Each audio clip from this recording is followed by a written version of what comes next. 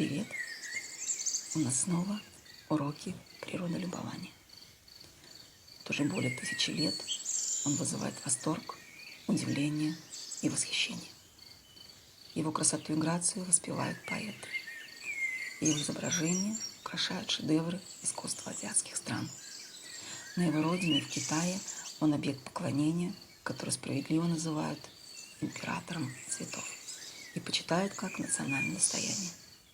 Это уникальное растение обладает неповторимым шармом и восточным долголетием, имеет миллионы поклонников по всему миру и не выходит из садовой моды.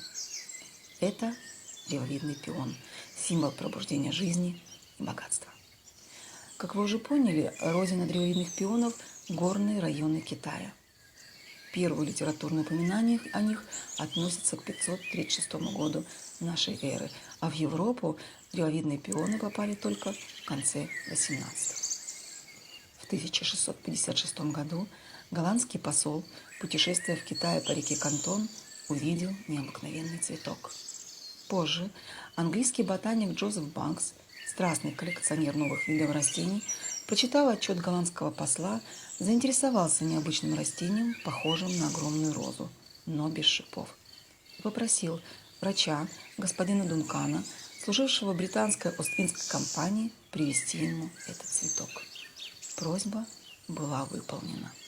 Так древовидный пион оказался в Англии.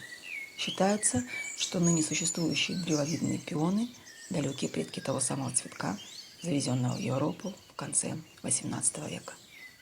Кусты до 2 метров в высоту, с огромными 20-25 сантиметров в диаметре цветами разных оттенков, от белого до почти черного. При тщательном уходе в середине мая растение подарит вам множество цветков.